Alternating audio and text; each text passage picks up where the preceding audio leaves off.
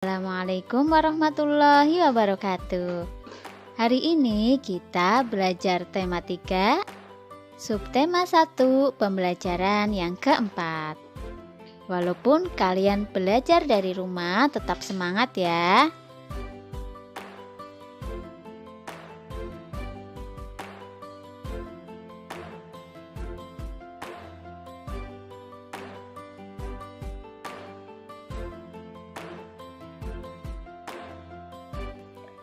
Anak-anak hebat, tahukah kalian siapa penemu bola lampu pijar? Bagaimana ia menemukannya?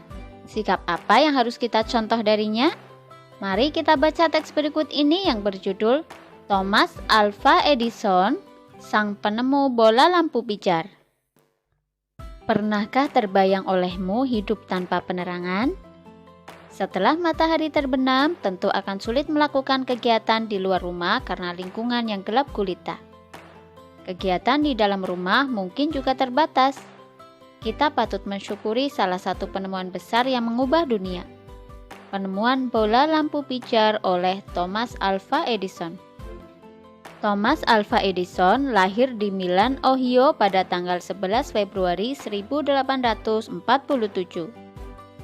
Ia tidak pernah menyelesaikan pendidikan resmi di sekolah. Ia hanya sempat bersekolah selama 3 bulan. Edison diajar oleh ibunya di rumah. Walaupun tidak mengikuti pendidikan formal, terlihat bahwa Edison memiliki rasa ingin tahu yang sangat tinggi. Di usia 11 tahun, Edison sudah dapat membuat telegraf sederhana. Di usia 12 tahun, ia memanfaatkan waktu luangnya untuk membaca literatur dan melakukan berbagai percobaan. Pada tahun 1861, ia dapat mencetak koran. Koran terbitannya Weekly Herald laris terjual. Ia melihat dunia butuh penerangan.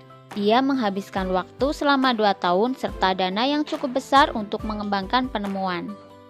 Melalui kerja kerasnya, pada tanggal 21 Oktober 1879, lahir lampu pijar listrik pertama yang dapat menyala selama 40 jam.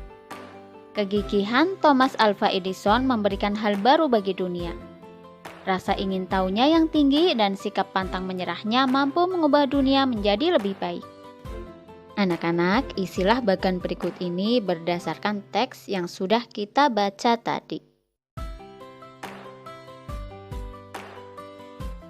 Anak-anak hebat, dengan ditemukannya lampu pijar, saat ini kita dapat melakukan berbagai hal pada malam hari, seperti yang dilakukan oleh Siti dan adiknya. Siti dan adiknya mendapat lampu belajar dari ayahnya sebagai hadiah agar mereka giat belajar. Siti selalu menjaga lampu belajar miliknya. Ia mematikan ketika sudah selesai digunakan. Ia juga membersihkannya jika kotor.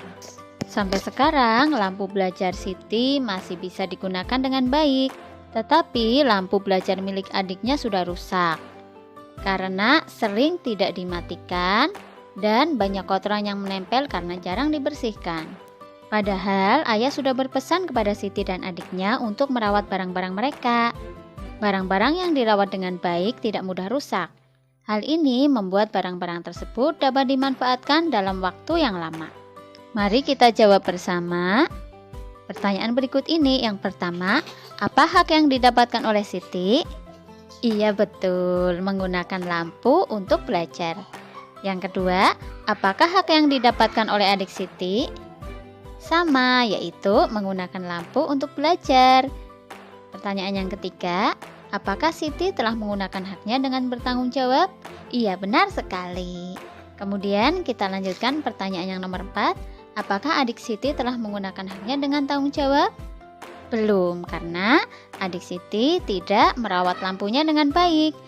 Yang kelima, apa manfaatnya ketika kita menggunakan hak kita dengan tanggung jawab? Manfaatnya yaitu membuat barang-barang yang kita miliki dapat dimanfaatkan dalam waktu yang lama, atau dengan kata lain yaitu awet.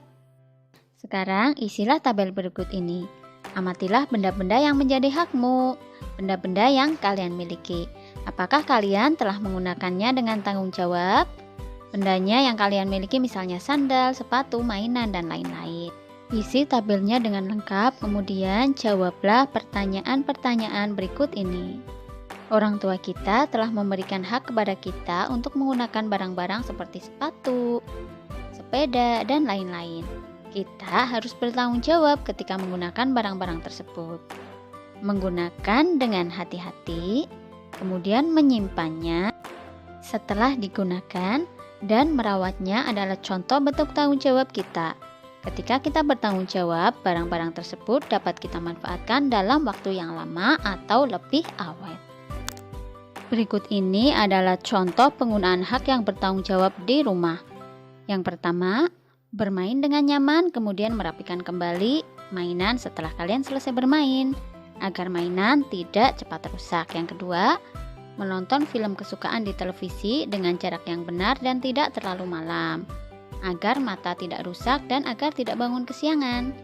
Yang ketiga, makan makanan sehat dan bergizi, lalu mencuci piring kotor yang telah digunakan. Hal ini tujuannya agar rumah tidak berantakan dan tidak menimbulkan bau tidak sedap. Penggunaan hak yang bertanggung jawab di sekolah, contohnya mendapat pengajaran dengan mendengarkan penjelasan guru dengan baik agar kalian dapat memahami pelajaran. Yang kedua, membaca buku di perpustakaan dengan tenang. Yang ketiga, bermain saat jam istirahat tanpa menimbulkan kegaduhan. Penggunaan hak yang bertanggung jawab di masyarakat, contohnya bermain di taman tanpa merusak tanaman dan fasilitas yang ada di taman. Yang kedua, bermain sepeda dengan hati-hati, tidak ngebut, dan usahakan tidak bermain di jalan raya karena itu sangat berbahaya ya. Anak-anak hebat, demikian tadi pembelajaran untuk hari ini. Hari ini kita belajar tentang teks eksplanasi dan penggunaan hak yang bertanggung jawab. Semoga menjadi ilmu yang bermanfaat. Sampai jumpa pada video pembelajaran berikutnya. Wassalamualaikum warahmatullahi wabarakatuh.